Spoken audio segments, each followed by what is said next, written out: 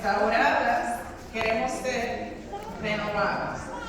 Y Romanos 12:2 nos habla exactamente dónde y cómo sucede la renovación.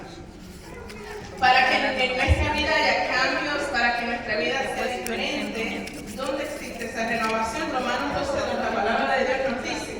Romanos 12:2 dice lo siguiente: no se amolden al mundo actual. Tiene una versión diferente, ¿ok? No se amolden al mundo actual, sino sean renovadas, sean transformadas mediante la renovación del Espíritu de su mente. Es lo que dice tu Biblia, ¿verdad? Porque yo sé que mi versión es diferente. Y tú la buscaste y dice lo mismo. Lo dice diferente, pero la idea es que la renovación de nuestra mente es lo que trae la transformación. Sean transformadas mediante la renovación de su mente. Ajá. El entendimiento. ¿Qué pasa en nuestra mente? Se procesa la información.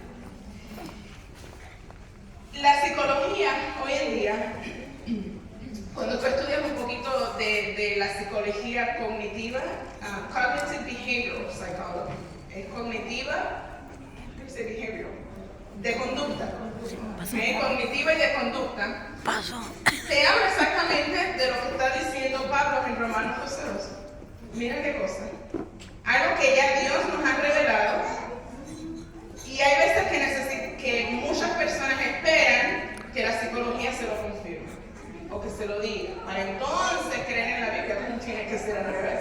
La palabra de Dios me dice que para yo tener transformación lo logro mediante la renovación de mi mente. ¿Qué significa la renovación de mi mente?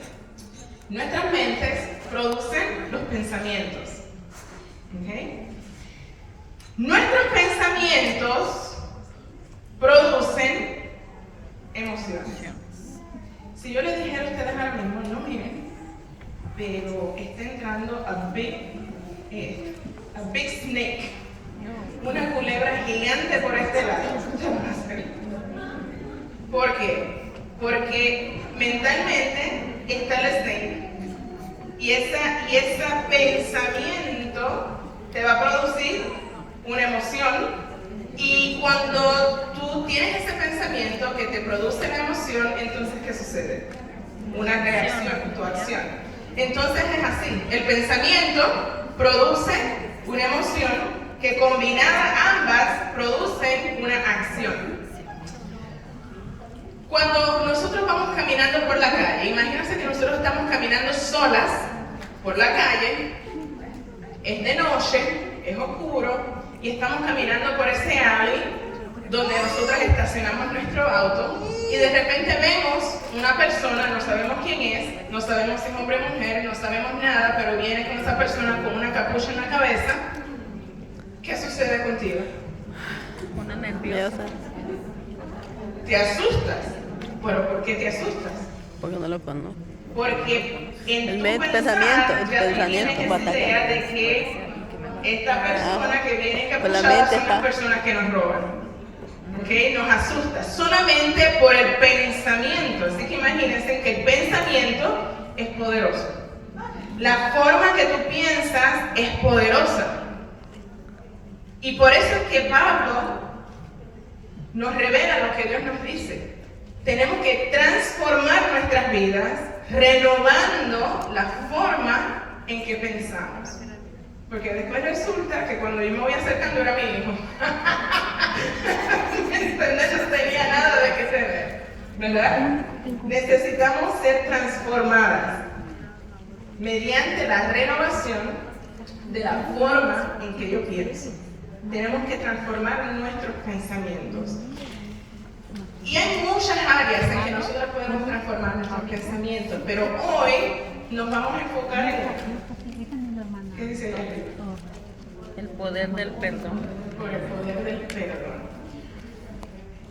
El perdón es algo que es muy importante en nuestra vida, o si no, Jesucristo mismo no nos lo hubiera dicho. Y el perdón es algo que verdaderamente cambia vidas, transforma vidas, renueva vidas, pero a veces encontramos que es un poquito difícil de hacer. Porque el perdonar requiere una renovación de mi mente, requiere una renovación de mis emociones. Y eso es algo que se logra con la ayuda de Dios. Dios nos otorga el perdón y nos da la posibilidad de que nosotros podamos perdonar también. Y cuando nosotros podemos lograr eso, nuestra vida es diferente. Y lo vamos a ver a través de esto que está aquí, de la historia que vamos a estudiar hoy. La historia que vamos a estudiar es la historia del hijo pródigo. Y ustedes conocen la historia del hijo pródigo, ¿correcto?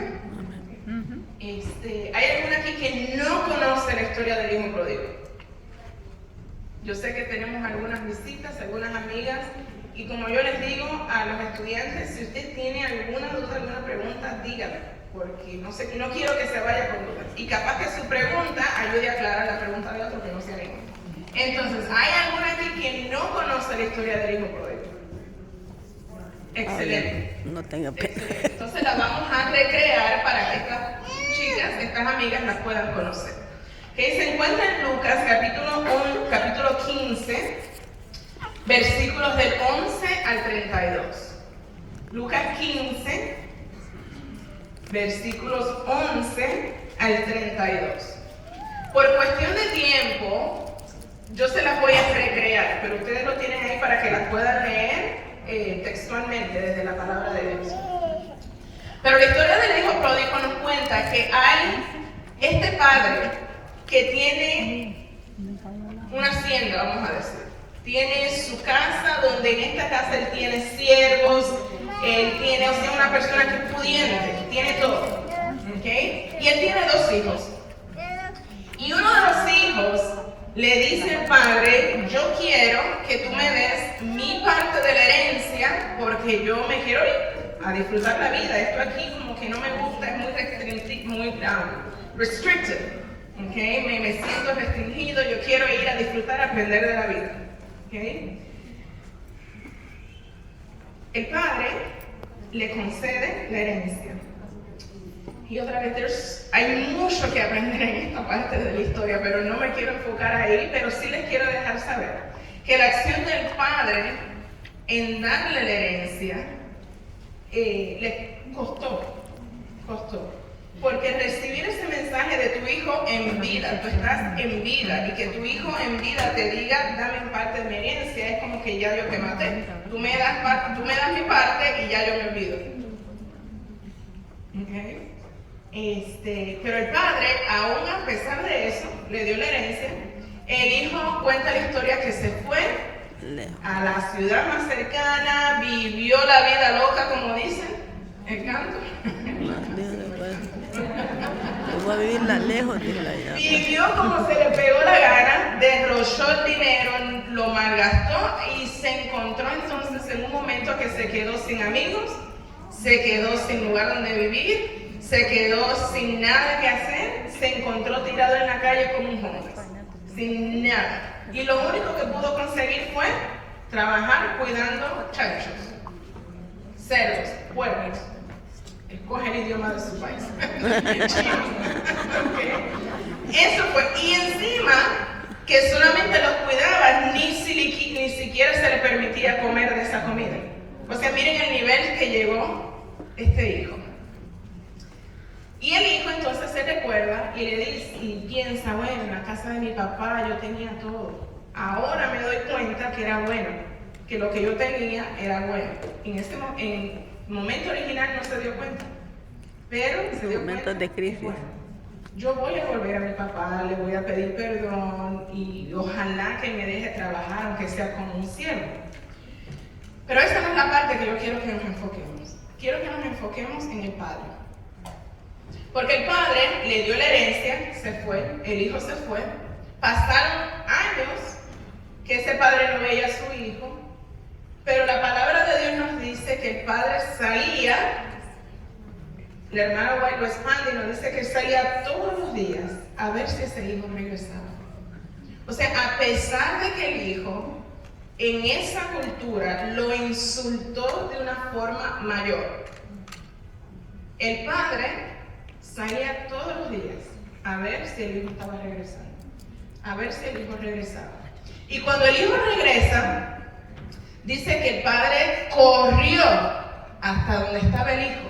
Ni siquiera le dejó pedir todo el speech que el hijo ya se había preparado, ni siquiera se lo dejó dar. Simplemente corrió, lo abrazó, lo vistió, le puso un anillo.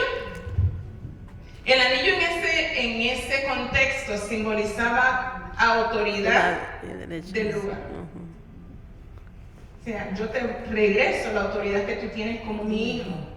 Tú puedes tomar decisiones como mi hijo. Lo vistió de ropas y le tiró una fiesta.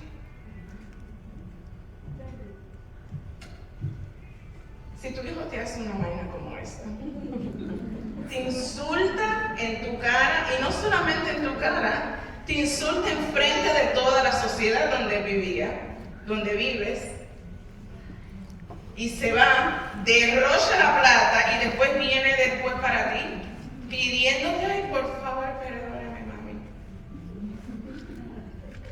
Yo no sé si es algo que Dios tendría que trabajar conmigo. Porque yo no sé si yo podría reaccionar como ese padre que llegó, lo abrazó, lo recibió, no le pidió cuentas, lo perdonó.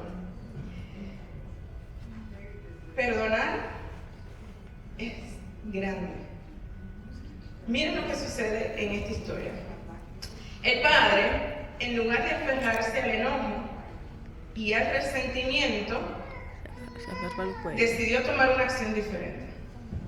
¿Qué hubiera pasado en la historia si ese padre hubiera recibido al hijo y le hubiera reprochado todo? ¿La historia sería igual? No. ¿La vida en esa casa hubiera sido igual? No. ¿La relación de ese padre con ese hijo hubiera sido igual? No. El padre escoge perdonar. El padre en la historia hace una elección intencional, deliberada, de perdonar a su hijo a pesar de lo que su hijo había hecho. Y en lugar de guardar rencor o buscar vergüenza, el padre elige la misericordia y el amor hacia su hijo. Pero yo quiero que tú notes esta parte. El padre tomó esa decisión aún antes de que ese hijo llegara a la casa. Porque dice que el padre salía a ver, salía a buscar, salía a ver si lo veía caminar. O sea que la decisión de este padre fue aún antes de que el hijo viniera con todo lo que él quisiera decir.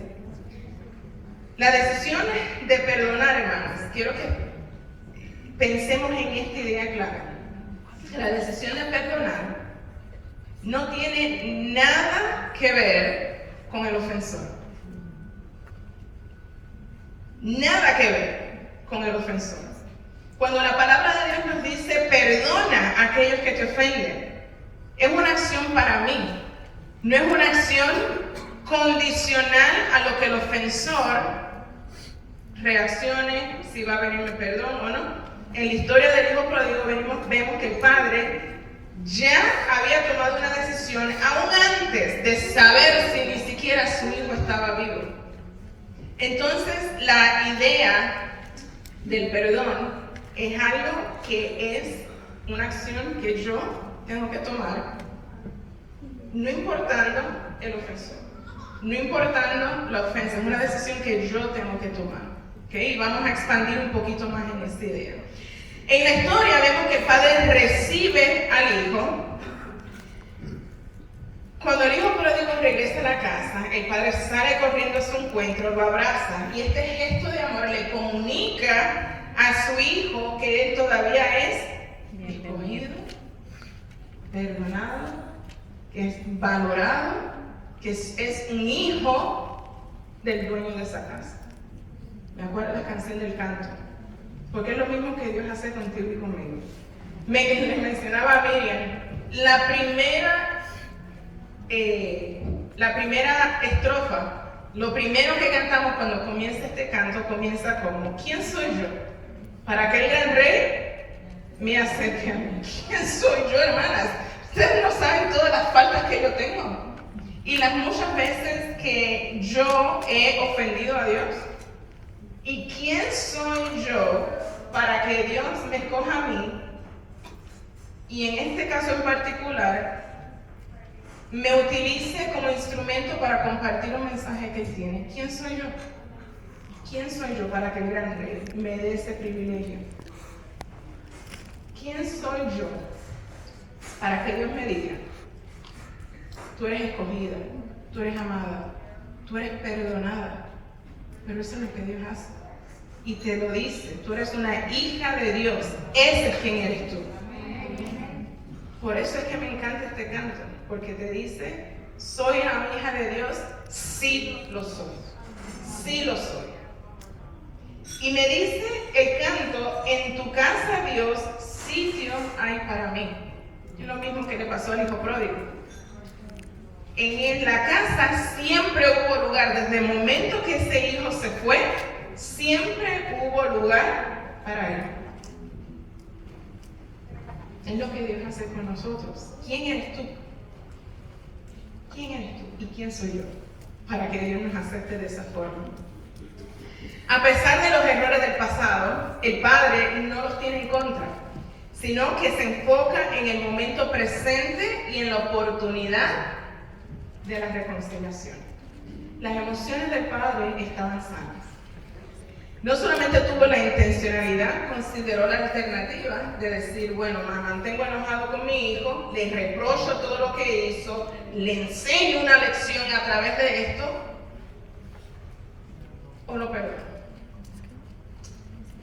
El padre celebra el regreso de su hijo, organiza una fiesta simbolizando alegría y gratitud, pero fíjense en esto, que el padre celebra una fiesta en honor a su hijo, a pesar de que la injuria del hijo fue pública. El padre fue y lo reversó y públicamente lo restauró como hijo. Hay varias cosas que aprender a través de esto. En el proceso de estas acciones, el Padre modela el poder del perdón y el impacto transformador que puede tener en las relaciones. El Padre elige extender la gracia y el amor hacia su hijo, aunque haya hecho algo malo, y al hacerlo crea un camino para la sanidad y, de ser posible, para la reconciliación. Y antes de que tú te cierres, porque ya tú sabes para dónde vamos, y ya yo sé que tú estás pensando: sí, pero en esta persona no, sí, pero en esta situación no. Antes de que tú te cierres en decir no puedo, yo quiero que tú le des nuevamente la oportunidad a Dios a que Él te guíe. Que tú puedas tener la valentía, the courage, para poder aceptar el mensaje que Dios tiene y poderlo llevar a la acción. Vamos a orar. Padre que estás en el cielo, Señor, en este momento pedimos nuevamente la presencia de tu Espíritu Santo en medio nuestro, Padre. Tú estás listo para hablarnos, tú conoces nuestras vidas y tú tienes mensaje para nosotros. Señor, ayúdanos a confiar en ti. Ayúdanos a saber que contigo sí podemos. Y vamos a hablar acerca del perdón. A veces es un tema difícil de procesar, pero sabemos que es algo que tú nos pides para mi beneficio, para mi bien, y te pido que tú me lo hagas entender, pero no solamente entenderlo, sino poderlo llevar a cabo. Te lo pido en el nombre de tu Hijo Jesús. Amén. Amén.